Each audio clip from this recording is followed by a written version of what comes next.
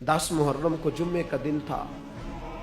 इमाम हुसैन इमामा बांध के घोड़े पर बैठकर खुतबा देने लगे तो एक शख्स अंदर से बोल के कहने लगा, हुसैन तकरीर लंबी न कर, हमारा जुमा लेट हो रहा है। बल्ले ओ नमाजियों, सामने वो शख्सियत खड़ी है जिस पर अभी दुरूद पढ़ेंगे नमाज में, अल्लाहुम्मा सल्ले अला मुहम्मदिन व अला,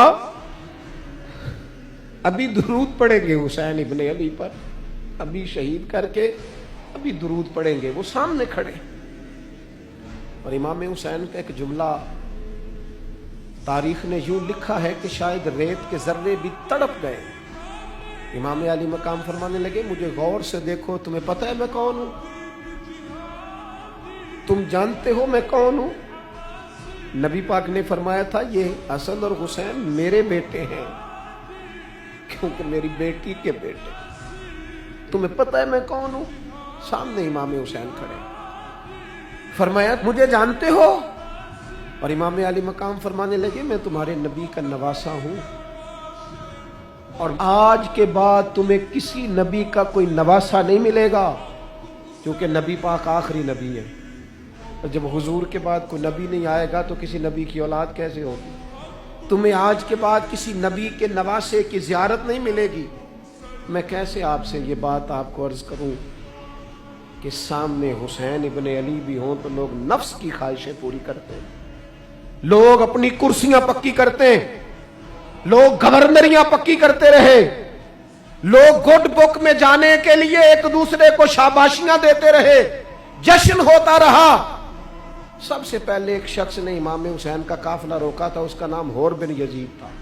सबसे पहले उसने रोका था। वो एक लश्कर का सिपा सालार था।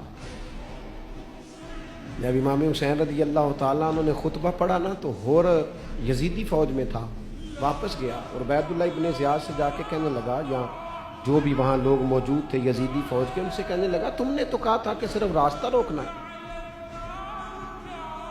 तुमने तो कहा था कि सिर्फ इनसे कुछ मनवाना है, तुमने तो जब मुझे भेजा था तो कहा था कि बात थोड़े मामलात हैं।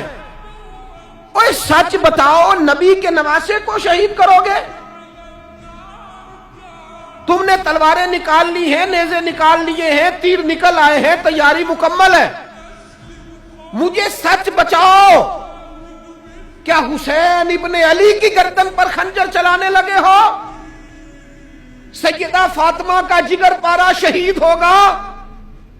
क्या यह खबर सच है? यूं होगा? तो कहने लगे, हाँ तो यही हुक्म है हमें, यही तैयारी है, यही प्रोग्राम है, यही प्लान है, यही होगा।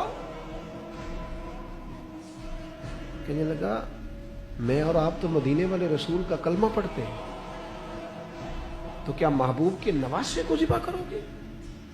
जनाब अली अकबर को, जिनका चेहरा रसूल पाक से मिलता है, हजरत कासिम बिन हसन को, जनाब अली के बेटों अब्बास बिन अली को, हजरत अली के बेटे अबू बकर बिन अली को, हजरत अली के बेटे उमर बिन अली को, हजरत अली के बेटे ये भी 3 करबला में मौजूद, हजरत उस्मान इब्ने अली को, इनको शहीद करोगे?